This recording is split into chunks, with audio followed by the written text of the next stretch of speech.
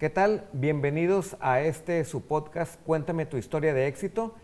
Y este día pues me da mucho gusto recibir a el ingeniero y chef Juan Ramón Cárdenas. Es un conocido empresario gastronómico de Coahuila y orgullosamente nos ha representado en muchas otras ciudades. Bienvenido, Juan Ramón. Hombre, gracias, qué gusto Omar. Que estés aquí. Gracias, encantado de estar aquí en Televisa Univisión Saltillo. Gracias. Gracias a ti por venir. Y bueno, para entrar de lleno a lo que venimos, cuéntanos, Juan Ramón, como te dicen todos tus amigos, sobre tus orígenes, dónde naciste, cuál fue tu infancia y qué recuerdos tienes de los primeros sabores que marcaron tu vida. Gracias. Pues nací aquí en Saltillo, Coahuila, en el Hospital Universitario. Estoy bien orgulloso de ser saltillense. Estudié en el centro de Saltillo, en la Nexa, en la Viesca. Y mis orígenes, ¿qué recuerdos tengo? Pues a mi mamá cocinando. Ella hacía la fritada, hacía el arroz, hacía los frijoles, las tortillas de harina, ¿no? Entonces, esos son los recuerdos que tengo de niño. Pero algo también bien interesante es, hace poquito estaba sirviendo por aquí cerquita, en una quinta, una parrillada para una despedida de soltero. Estaba haciendo unos cabritos. Y llegué a servir una mesa y un cliente me dice, oye, Juan Ramón, les estoy platicando aquí a mis amigos cuando tú empezabas. Le digo, y resulta que este cliente, su papá tenía el negocio de las botas Victoria, ahí en la calle de Allende, muy cerquita del Principal. Y dice, era un domingo, tú eras un niño, quinto, sexto de primaria, estaba el restaurante llenísimo, tú estabas en el segundo piso y estabas ayudando a recoger una mesa. La mesa se había ido, se quedó sucia, pusiste una charola y empezaste a cargar la charola de todos los platos sucios. Si donde cargaste la charola se te va para atrás y ¡tras! Se cae todo. Y entonces me dice, ¿te quedaste congelado un ratito? Y volteaste a ver, y si te pusiste rojo, pues todas las mesas te volteaban a ver.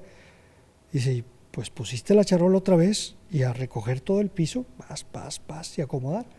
Y comenta este amigo, me dice, mira, gracias a Dios ahora en dónde has estado. Entonces, pues más o menos esos son mis orígenes de trabajo. ¿Siempre tu figura de respeto o de admiración fueron tus papás? Sí, mi papá y mi mamá, los dos. Los dos trabajando. Los dos trabajando en el restaurante. En el restaurante. Y nos invitaban a trabajar y si no, también en la casa. A mi mamá le encantaba. Mi mamá es una de las personas que conozco con más capacidad de trabajo. Y bueno, en esta etapa donde obviamente tú creces dentro de un seno donde la gastronomía era parte importante en el negocio, ¿cuál fue tu formación? O sea, ¿cómo fue tu camino en los estudios gastronómicos? ¿Empezaste a lo mejor preparando algo ahí, ayudándole a tu mamá? Y si tuviste algún maestro o alguna experiencia que te haya marcado. Gracias, sí. Mi mamá me empezó a enseñar. ¿Qué me empezó a enseñar? Primero lo básico, ¿no? Machacado, porque mi mamá de Ciénega de Flores, Nuevo León. Entonces, ella hacía la carne seca en la casa. O sea, yo recuerdo cuando la carne, la cecina, la cortaban a cuchillo porque no había, bueno, no sé si había rebanadoras, pero en la casa se cortaban con un cuchillo grande. La sacaba mi mamá las cecinas y las ponía en el tendero de la ropa y con sal. Y ahí secaba la carne. Y después se machaca en el banco para cortar cabritos con una piedra bola de río, se pega. Por eso se llama machacado, porque la carne se machaca. Entonces, pues aprendí eso, hacía mi mamá tamales, hacía chorizo, por supuesto la fritada que mencioné hace ratito, tortillas de harina, pues fue mi primer maestra, sin duda. Y después de ahí yo quise estudiar ingeniero en alimentos. Entonces creo que ahí también fue una gran formación que me ha servido mucho a lo largo de mi carrera en muchísimos aspectos. Porque lo primero que tiene que aprender un ingeniero en alimentos es todo el tema del manejo higiénico de alimentos, que pues es obvio, importantísimo en banquetes y en restaurantes. Y tuve la oportunidad de irme a estudiar a diferentes partes del mundo, gracias a Dios, después de ser ingeniero. Primero estudié en Monterrey, luego en México. Y después de eso, me fui a un amigo de México me consiguió una escuela en Italia. Entonces me fui a Italia, allá estuve en Italia, regresé, y luego después de estar en Italia me fui a Napa Valley, al Culinary Institute of America, entonces estuve también allá en Napa Valley, regresé, después estuve en el French Culinary Institute de Nueva York, regresé y después estuve en España, en el Basque Culinary Center. Entonces, tuve toda esta formación académica, pero también con muchos amigos, Omar. Amigos que hace ratito fuera de cámara platicábamos de los festivales, de los chefs que he traído, de Guerreros del Maíz. Y ha sido un enriquecimiento a lo largo de todos estos años, décadas ya, en donde todos estos amigos han sumado a mi vida y es un tesoro. Y en estas ciudades que estudiaste en el extranjero, ¿cuál fue tu mejor experiencia? Por ejemplo, que digas, esta me marcó en el extranjero porque pues yo estaba pues, solo, no sé. Sí, bueno, estar solo es una muy buena, porque sí, estás tú solo y yo estaba en un departamentito, por ejemplo, en Nueva York, y pues estás solo, ¿no? Entonces, sí es diferente aquí a México, que siempre hay movimiento. Pero lo que más me marcó fue cuando yo estaba, pues obviamente estaba bastante más joven, y estaba en Italia, mi primera experiencia internacional, y en Italia este tema del chef, subchef, chef de partie, o sea, todo lo que viene siendo el orden de la cocina es muy jerárquico. Y a ti como estudiante estando tipo ahí, militar. Tipo militar, así es, y más en Europa. Entonces, pues tú como estudiante y como practicante, pues no eres nadie, ¿no? O sea, te tienen ahí abandonado. No hables, no digas, no opines, haz lo que se te dice. Y así estaba, ¿no? Estaba aprendiendo, con mucho gusto, aprendiendo secretos de una cocina que yo no conocía, la mediterránea. Y entonces, un día nos ponen a cocinar y yo había tenido la precaución de llevarme unos chiles secos. Llevaba chile ancho, chile chipotle y chile guajillo, empacados al vacío. ¿Te los llevaste aquí a Me los llevé así, en mi maleta. Y entonces, cuando nos dicen, oye, hay que cocinar, pues nos dijeron, pues tal día van a cocinar, órale. Cada quien diferentes días. Y traigo yo mis chiles y un chipotle, checo en el refrigerador que había piña, entonces hago una salsa de piña, cebolla, mantequilla, chipotle seco, y la receta que yo tengo es con tomatillo, no había tomatillo, entonces uso tomate pero rallado, ¿no? Así un tomate verdecillo, o sea que no esté muy maduro. Y quedó una salsa espectacular que la serví sobre un salmón.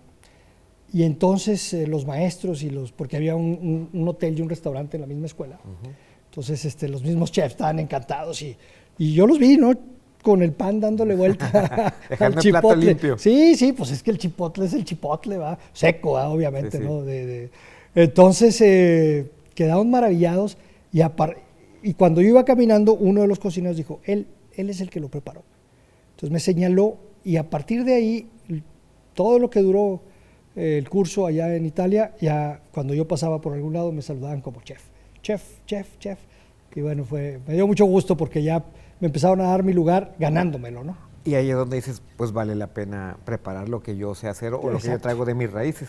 Que justamente en la siguiente pregunta, y te decía, nuestras raíces pues son parte importante, pero todo esto viene de la familia. ¿Qué papel juega tu familia en tu éxito profesional? No, bueno, pues gracias a Dios tuve la fortuna de nacer en una familia que yo cuando era niño pensaba que el cabrito se comía en todas las casas, ¿no? O sea, yo pensaba que la fritada del cabrito, el cabrito en salsa, el machito, la cabecita, pues era un platillo común y corriente de cada semana, ¿no? Me refiero cuando era niño. Ya después me di cuenta que no, que lo que pasa es que mis padres traían esta herencia de Nuevo León. De Nuevo León, de sus abuelos y de Coahuila también, porque los ancestros de mi padre son de nadadores, de nadadores Coahuila. Entonces, todo esto que traían del cabrito, pues bueno, pues vino a heredarse conmigo.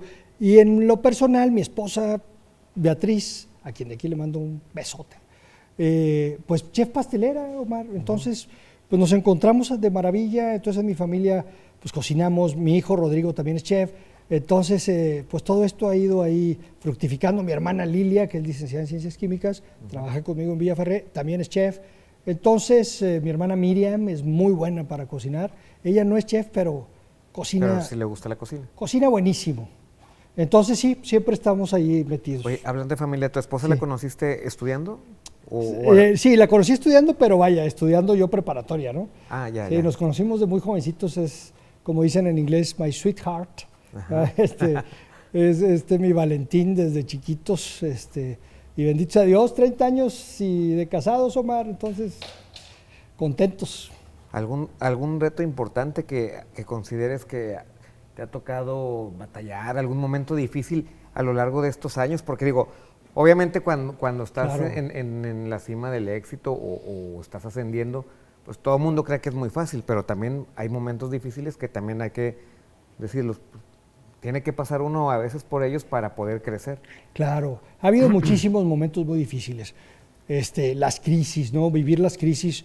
A mí me agarró la crisis del 94 con un crédito para hacer el salón de eventos de atrás del mesón principal. Y yo convencí a mi papá que hipotecáramos, y entonces cuando se vienen esos intereses, pues estábamos bien atorados.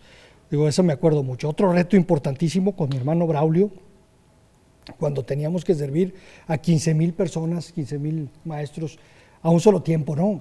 Imagínate, 15,000 ¿Ese es el maestros. banquete más grande que has hecho? Es el 15,000. banquete más grande. Imagínate un Mantener maestro. caliente, ¿no? A un maestro le gusta el café, ¿no? Ajá, sí. ¿Cuántos cafés crees que tome un maestro? La mañana. Unos 3. Unos 3 cafés. Si tienes 15,000, le multiplicas por 3, son 45,000 cafés. Sí.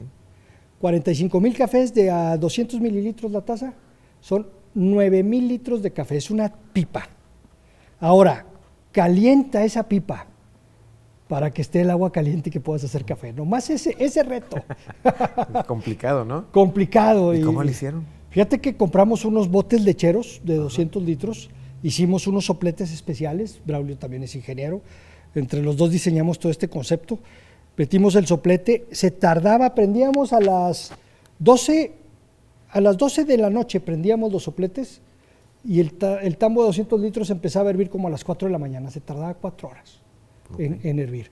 Ya que estuviera hirviendo, lo que hicimos la primera vez fue unas fundas de almohada, después mi mamá nos hizo el favor porque las fundas traen como una goma, después mi mamá con otra tela nos hizo el favor de hacer unas fundas, metimos café recién molido, café mexicano de Veracruz, como si fueran té, si fuera un té, pero grandote, ¿no? Entonces, y le pusimos 2 piedras de río, para que porque si no ya ves como el té, ¿no? Que flota. Sí. Entonces no se hace bien el café. Entonces le pusimos las 2 piedras para que bajara, entonces bajaba, y así fue como hicimos todo el café que se requería. ¿Y mantener los alimentos calientes? O sea, sí, bueno, ahí porque, se sirve todo al mismo tiempo. Se sirve todo al mismo tiempo. También utilizamos tambos. Usamos tambos. Ahí los alimentos empezamos a cocinar a las 7, 8 de la noche. Y empezamos a hacer la barbacoa, le íbamos sacando, le íbamos picando y la íbamos regresando a otros tambos para mantenerla caliente. Entonces sí, fue todo, es un súper reto. Bueno, y obviamente ese ha sido el más grande. ¿Y cuál ha sido tu mayor orgullo en la cocina, en todo esto que llevas de carrera? Digo, obviamente no se está terminando, pero hasta ahorita sí debes de tener algo que te haya marcado. Hombre, tengo cosas que me llenan el corazón, cosas muy bonitas como ir a servir a la Embajada de México en Berlín o ir a servir al Vaticano. Son cosas... ¿Cómo es esto? ¿Cómo te preparas para algo así? Pues sí, igual, mucha logística, planeación, todo por escrito, inclusive practicar recetas que domines, y luego, y tiempo. Por ejemplo, a Berlín, en Berlín, me fui 5 días antes porque no conocía la cocina, ¿no? Y qué bueno que me fui 5 días antes porque apenas la libramos entre Beatriz, mi esposa y yo, para servirle a 50 personas el 6.º día. Pero estuvimos trabajando los 5 días. Llegó la señora una de las señoras de la embajada y me dijo, vienen hasta Berlín nomás por estar encerrados en la cocina. Y bueno, pues no veníamos a eso, veníamos a cumplir un compromiso, a poner en alto el nombre de Saltillo y de Coahuila, y lo logramos. Otro muy, muy importante es el libro El Cabrito, cuando gana mejor libro del mundo, el libro de gastronomía en carnes. Entonces, eso fue en China y fue algo importantísimo. Y también, por supuesto, algo que como saltillense es uno de mis mayores orgullos, haber recibido el año pasado la presea Saltillo, que es pues, la más alta presea que da esta ciudad, y por lo cual estoy pues, muy agradecido con esta ciudad. Digo, no nada más por eso yo estoy muy agradecido con esta ciudad por todo lo que me ha permitido hacer, desarrollarme, crecer. Entonces, Saltillo pues, es mi vida. Amigos, familia. Todo, bendito sea Dios. Los negocios, y que ahora, bueno, ya tienes también en el extranjero, ¿no? Sí. Sí, que también... ¿Es complicado trabajar para la gente de allá? Sí, es complicado, Omar. Por las regulaciones, supongo. Por las regulaciones, porque es otra cultura, porque se juega de manera diferente. O sea, no es como si estás jugando fútbol en México y en Estados Unidos, porque cambia cancha, la cancha es diferente, más pequeña, hay más competencia, más competidores, y las reglas del juego es diferente. Entonces parece el mismo fútbol, pero es diferente. Y, por ejemplo, los insumos, ¿cómo lo llevas de aquí? ¿Compras Sí. allá? ¿Una parte y una parte? Parte del éxito de lo que hemos logrado es que nos propusimos ser una pequeña embajada, un pequeño consulado, una casa de Saltillo, de Coahuila, de México, en Fort Worth, Texas. Entonces, llevamos ladrillos hechos aquí en las ladrilleras, o sea, el restaurante se hizo con ladrillos saltillenses, llevamos carpintería, llevamos una serie de cosas y los ingredientes. Llevamos cabrito, nos llevamos nopales, nos llevamos chiles, nos llevamos muchas cosas y algunas otras que también conseguimos allá, ya de importadores establecidos. Muy bien. Yo te quiero preguntar algo que para mí es importante que la gente lo conozca, porque los que hemos ido a alguno de tus lugares que tienes, te das cuenta que siempre que vas es la misma calidad. O sea, no te dices, si no le quieres fallar, tienes que ir ahí, porque siempre es el mismo sabor, misma calidad. O sea, no hay un día que, no, es que hoy sí estuvo buena, Sí, no, sí. es que a lo mejor el proveedor le quedó mal. Sí, hoy no vino el chef. ¿Cómo le haces para mantener esa calidad en alimentos y en el servicio? Porque yo sé que también viajas mucho y no sé, dicen al ojo del amo engorda el caballo, Sí, pero sí. tú viajas mucho. Sí. Entonces, ¿cómo hacer para que esto funcione como debe ser? Muy buena pregunta. Fíjate que mi hermano Braulio es ingeniero químico, tu servidor es ingeniero en alimentos. Y desde el principio nos enfocamos mucho en sistemas de calidad. En aquel tiempo estaba de moda Ishikawa, eran finales de los 80s. Y mi maestro de calidad en el TEC de Monterrey, lo contratamos, era 1988. Yo me gradué hasta el 90. Entonces, en el 88, a mi maestro que me daba calidad en el TEC de Monterrey, lo contratamos que viniera a Saltillo y nos dieron una asesoría a Braulio y a mí aquí en el mesón. Y desde entonces empezamos con sistemas que nos aseguren la calidad. Y pues todos estos sistemas van desde sistemas de reclutamiento, de capacitación, compensación, supervisión, sistemas de inventarios, pero también sistemas de innovación. Entonces, ha sido con sistemas, y lo más importante también es todos estos saltillenses que participan hombro con hombro, codo con nosotros.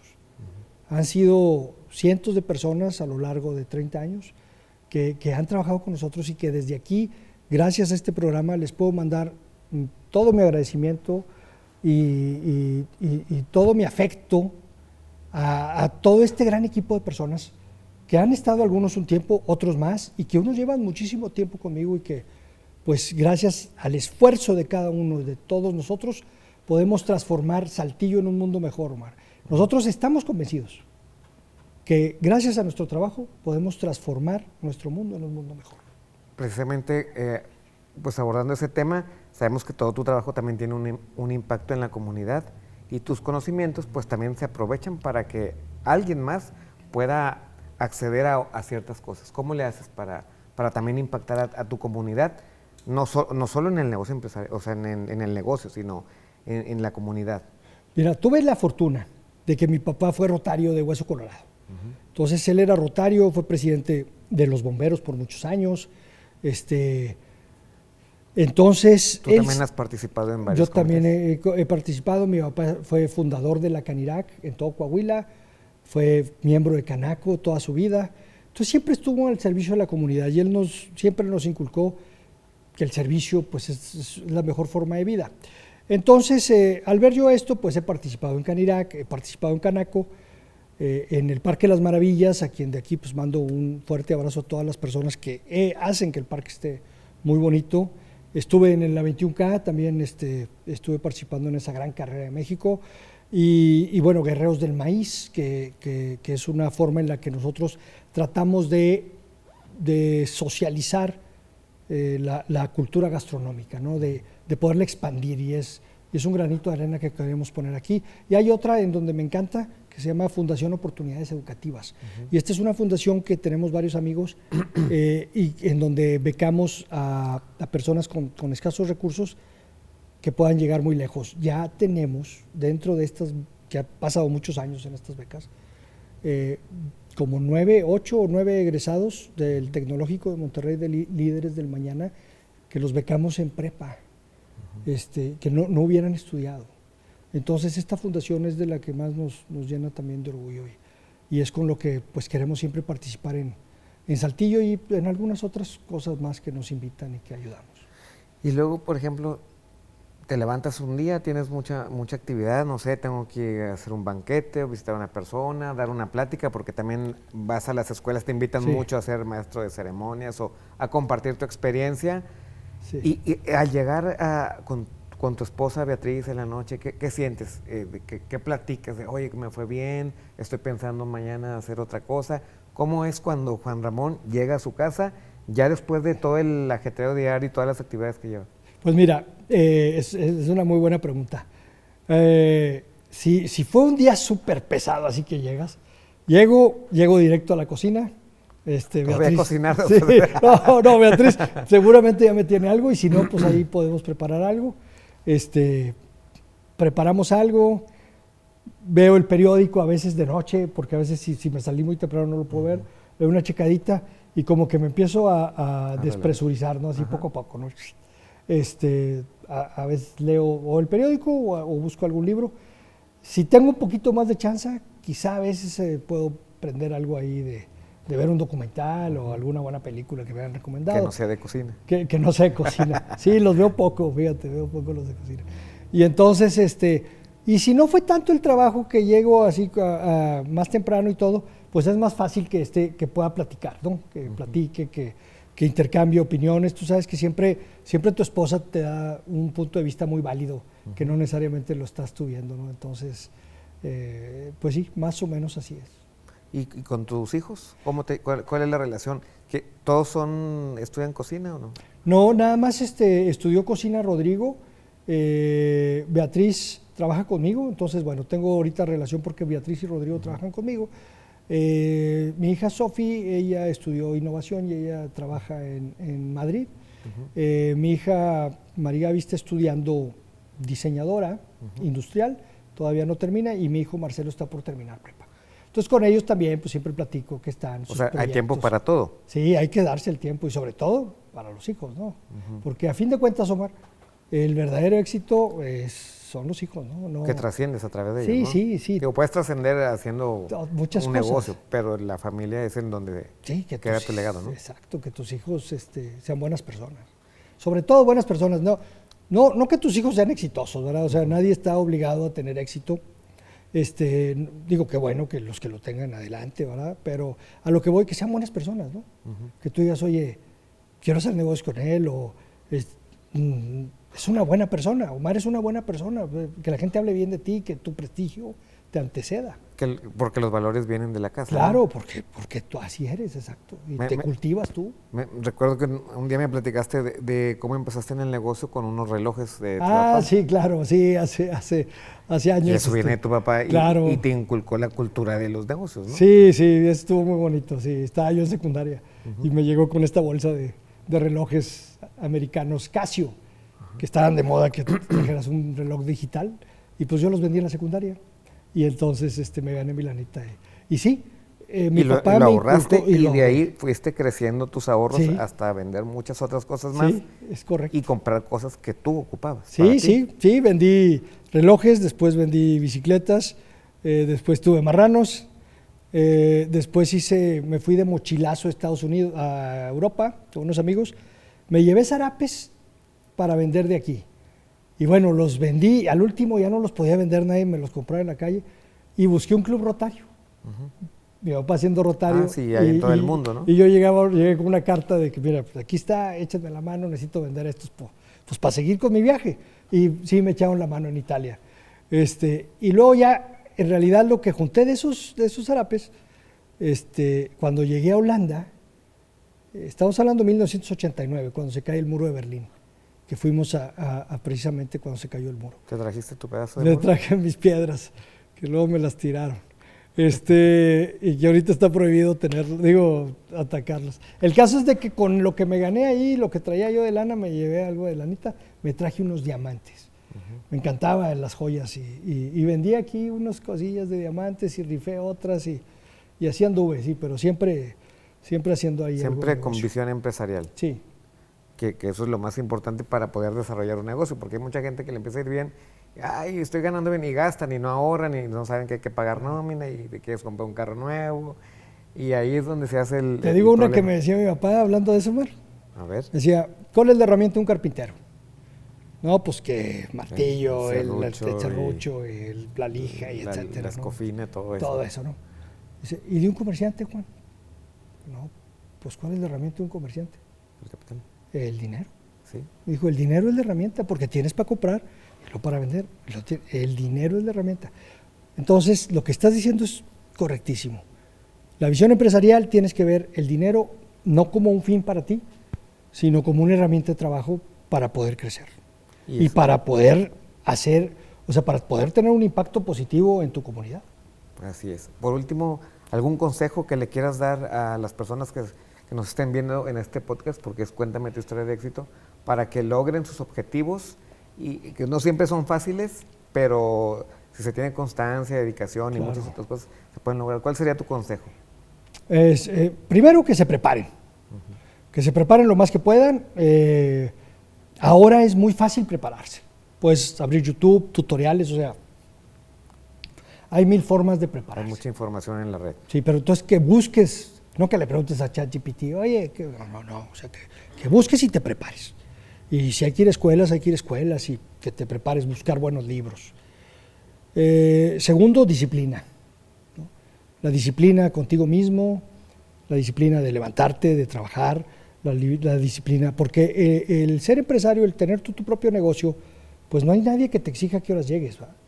Ni nadie que te exija si te vas o no te vas, pues tú haces lo que tú quieres. Entonces necesitas una disciplina personal para poderlo lograr. Y tercero, pues siempre trabajar sirviendo a los demás. Cuando tú trabajas, cuando tú pones tus talentos al servicio de los demás, realmente es cuando las cosas empiezan a funcionar y todo se te retribuye. Y esa generosidad tuya, genuina, que se regresa. Entonces, prepararse, disciplina y el talento al servicio de los demás.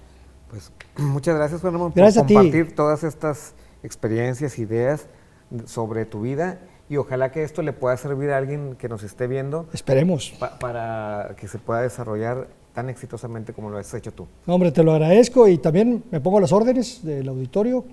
Mi red social, Juan Ramón 012 en Instagram, Juan Ramón Cárdenas Cantú en Facebook. Me pueden buscar ahí, mandarme un direct message. Ahí te puedes mandar mensajes y tú contestas directamente. Yo contesto directamente, con mucho gusto. Muy bien, muchas gracias. Gracias a ti. Gracias por Omar, tu tiempo. Encantado. Y nos vemos en la próxima. Nos vemos. Muchas gracias.